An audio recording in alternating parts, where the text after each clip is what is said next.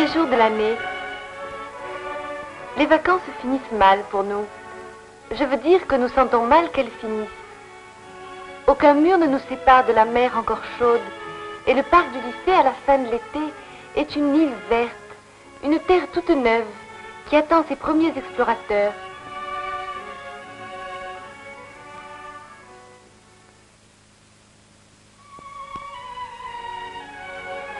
Je les ai devancés, je le mérite. C'est le premier jour de ma dernière année de classe.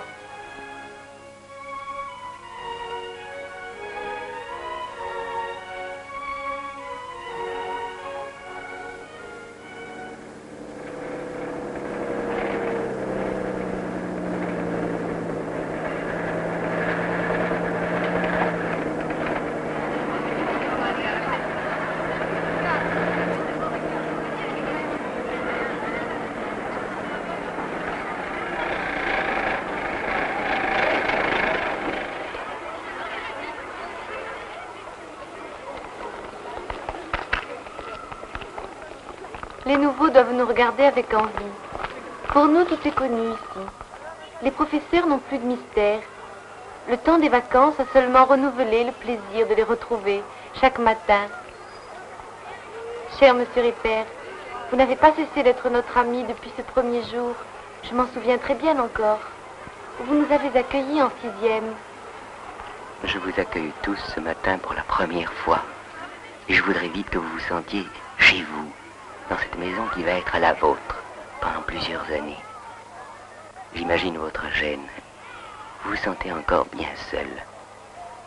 C'est peut-être la première fois que vous êtes ainsi mêlés, les filles et les garçons, dans une même troupe.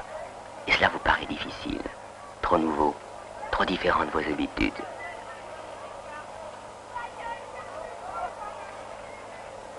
Et puis, tout est plus grand ici, plus large, ce parc, ces bâtiments, cette foule de visages. Comment s'y reconnaître? Ah, je comprends, je me rappelle encore, vous savez, ce premier jour de lycée. Et c'est parce que je me souviens très bien que nous allons essayer, ensemble, de rendre les choses plus faciles, plus simples, de franchir plus vite cette première étape. Allez, je vous le promets, nous commençons aujourd'hui une belle année de travail. Mais aussi, je tiens à vous l'assurer, avant toute chose, nous commençons une belle année d'amitié.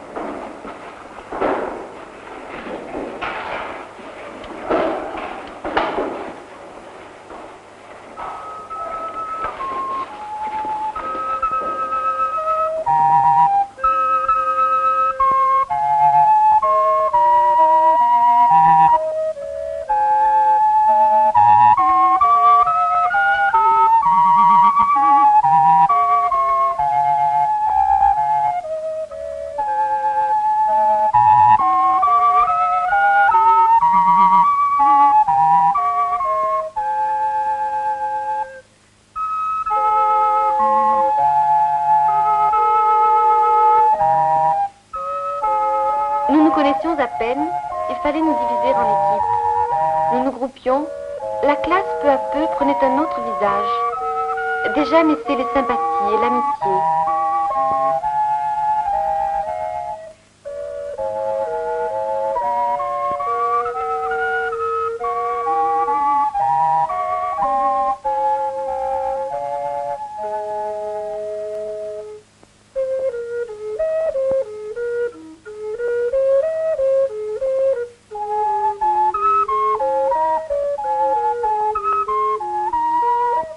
Dès le premier jour, nous aussi, nous avions quitté notre salle de classe. Nous étions montés au sommet du massif de Marseille Vert pour découvrir ensemble nos richesses.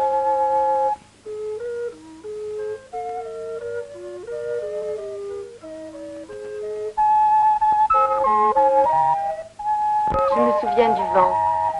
il y avait du Mistral. Je me souviens de l'odeur du thym, de mon étonnement.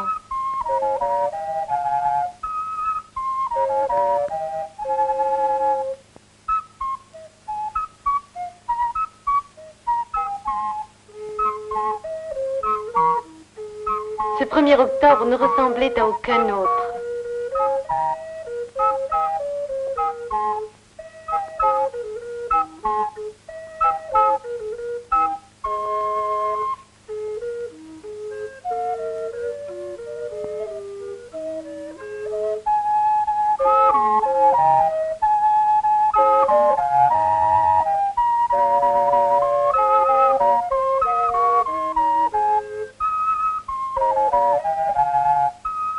J'ai tendu moi aussi la main vers la ville, vers la mer. J'ai décrit les collines, les grandes lignes du port, le phare. Je m'efforçais d'être sérieuse, mais j'avais une grande envie de rire, d'éclater de rire. Je crois que j'étais un peu ivre, d'air, de lumière, de surprise. Cette année commençait comme une aventure.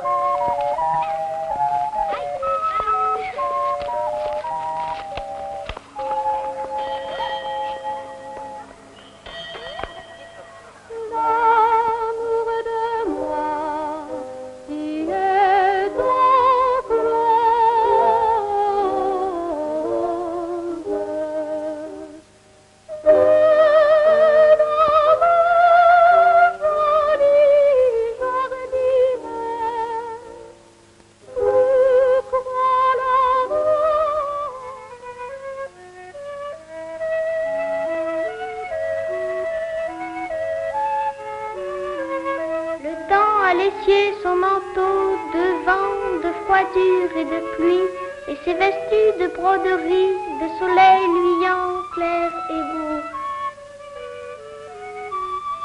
Dès le printemps, nous travaillons les fenêtres ouvertes.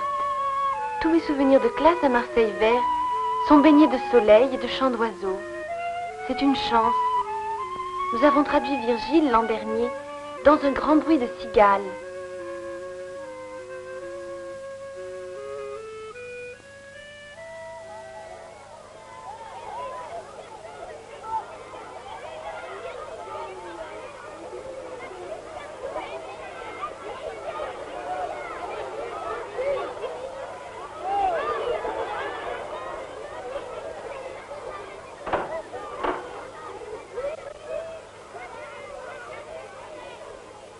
Curieux sentiment que j'ai souvent éprouvé ici, d'une certaine complicité entre nous, celle des habitants d'une même petite île, des passagers d'un même bateau. Il me semble impossible de ne pas reconnaître plus tard ce jeune garçon, et pourtant je n'ai fait que l'apercevoir un matin, venu en fraude nourrir sa tortue qu'il aimait bien. Tous deux nous aurons appartenu au même bâtiment.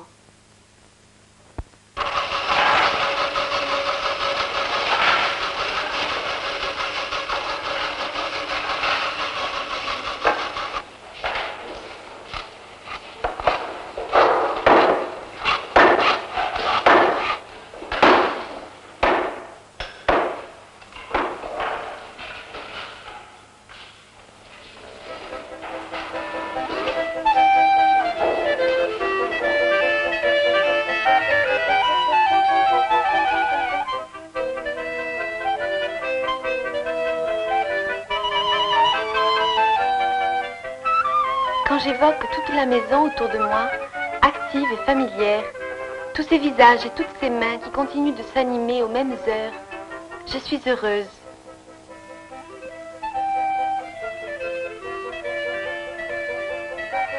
J'ai lutté moi aussi avec la terre glaise, avec l'osier, le carton et le cuir dans les ateliers. J'ai modelé, lié et relié. Mes doigts n'oublient pas. J'ai appris là une autre patience, une autre habileté que celle des mathématiques et de l'analyse. Et qui pourrait me dire laquelle sera la plus utile, la plus précieuse?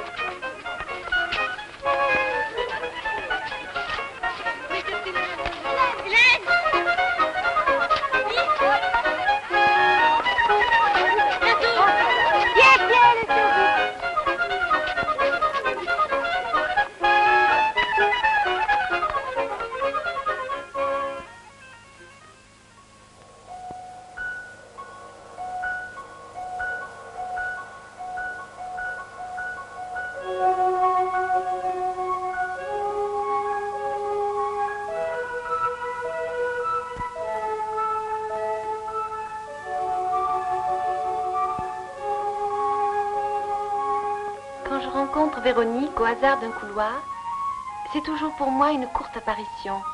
Nous faisons partie du même groupe d'art dramatique. Elle a été déesse japonaise, Aphrodite. J'ai du mal à l'oublier. J'ai du mal à lui faire habiter la vie quotidienne de notre lycée. J'oublierais volontiers de parler de nos classes, tant ce qui s'y fait me paraît naturel. Voici ce qu'est une séance de travail dirigée. La salle est à moitié vide et nous nous groupons en équipe. Le professeur fait partie de l'équipe, nous corrige et nous encourage. Parfois, nous nous isolons. J'ai le souvenir de rédactions écrites au soleil, dans l'odeur des pains et des genêts. Pendant une heure libre, dans la salle voisine, un groupe prépare l'affichage du compte-rendu de la dernière étude du milieu. Ils sont allés la veille étudier comment vivent les habitants de la cité Le Corbusier. Depuis ma 6e, depuis la montée au sommet du premier jour, que de fois avons-nous quitté notre classe pour y retourner, chargés d'images, riches de rencontres et de visages nouveaux. Nous quittions le lycée comme on part pour la chasse, prêts à toutes les découvertes.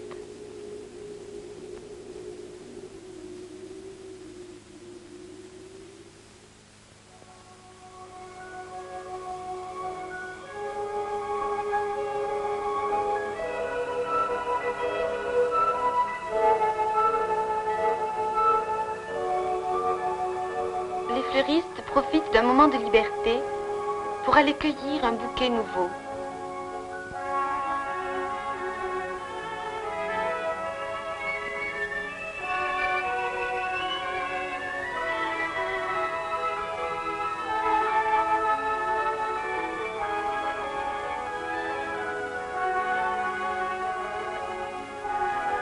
Avant la rédaction, les enfants sont venus demander conseil au buisson.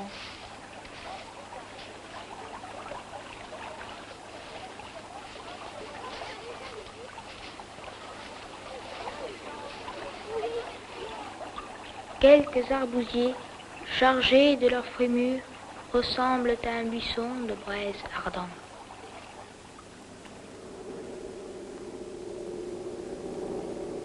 Le ronflement d'un avion, un instant caché par un nuage, passe très vite au-dessus de nous. L'eau du canal, butant contre une branche morte, glougloute victorieusement en franchissant l'obstacle.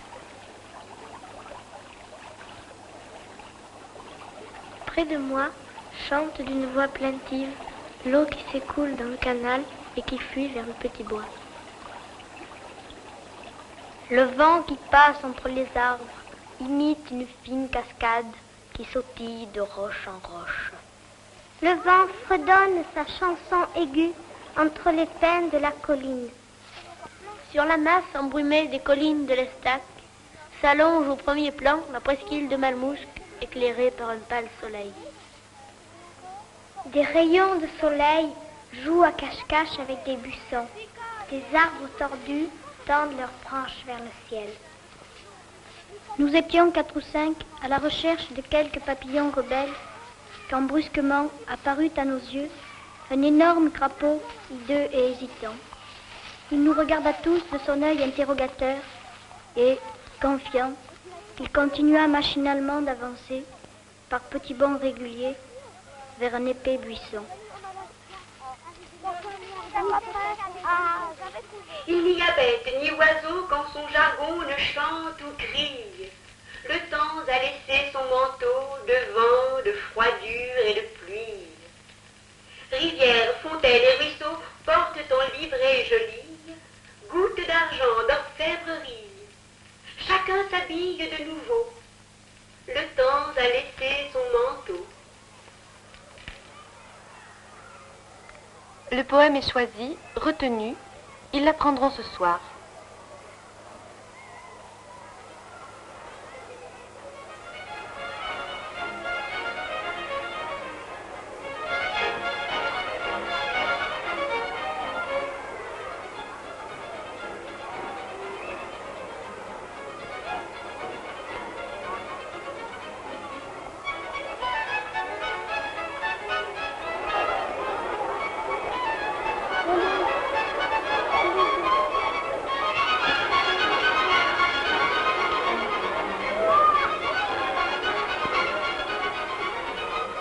Ce soir qui n'est pas tout à fait comme les autres. Pendant que les enfants reprennent le car ou leur bicyclette, arrivent les parents. Ce soir a lieu leur réunion autour des professeurs. Je n'ai jamais assisté à ces conseils. J'attendais à la maison. J'essayais d'imaginer la rencontre de ces visages qui me paraissaient appartenir à des mondes si différents, réunis exceptionnellement ce soir pour moi, à cause de moi. Est-ce que je méritais autant d'attention? Je tremblais un peu. Mes parents revenaient tard à la maison. Ils me racontaient, ils riaient. Je riais avec eux. Nous étions heureux. Le deuxième trimestre était fini. C'était les vacances.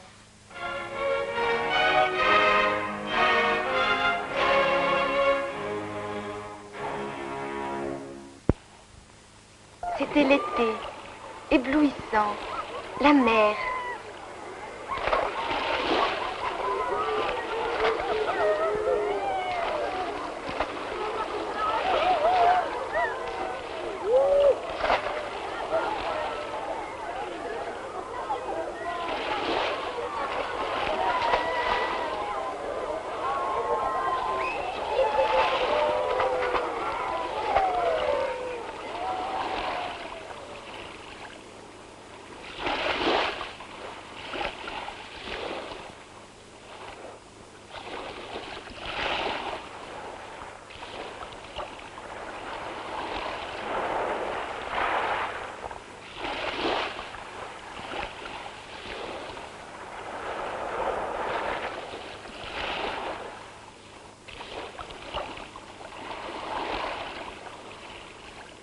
C'est l'été.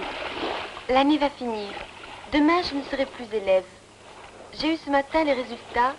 Je suis reçue. C'est bien l'été. Il ne me reste plus que quelques heures à donner au lycée à mes camarades. Ce soir a lieu la répétition générale du jeu dramatique. Avant d'endosser les costumes de légende, nous sommes venus jouer avec la mer.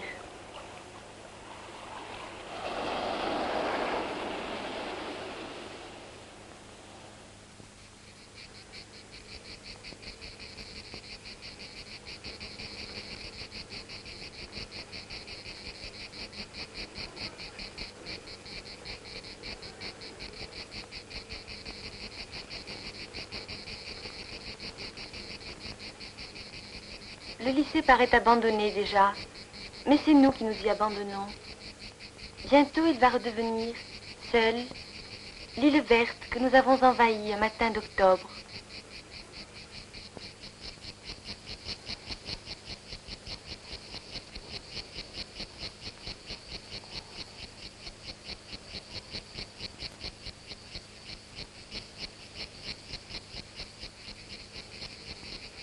Dans une salle du château, dans les buissons de la Pinède, avec gravité, se répètent une dernière fois des gestes du jeu.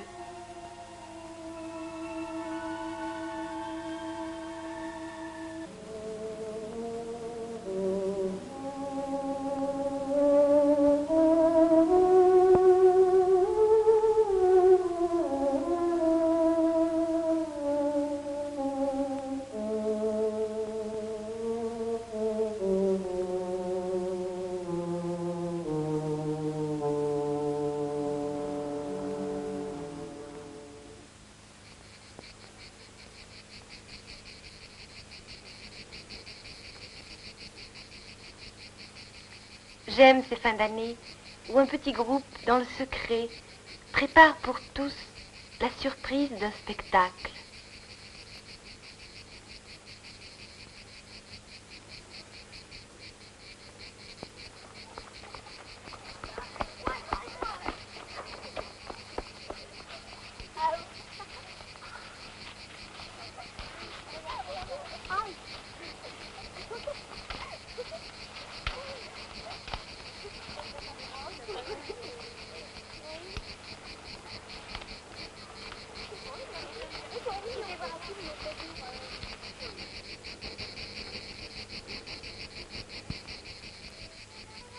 La joie, l'émotion que nous partageons alors, il me semble que nous ne pourrons pas les oublier.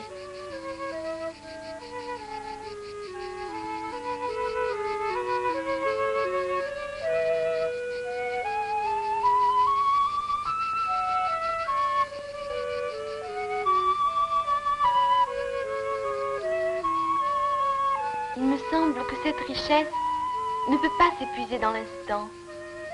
Elle continuera de nous accompagner.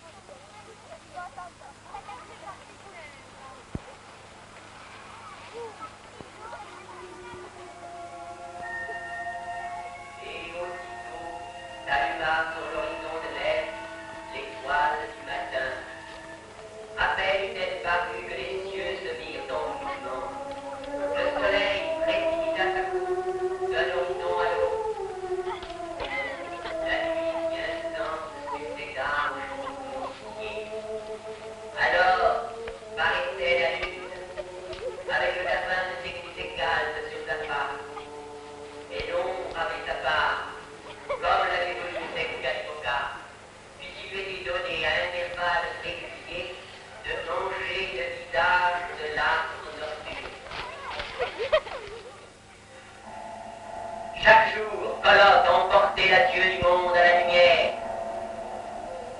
Chaque matin, Quetzalcoatl lui promettait son retour. Et le soleil montait à l'horizon.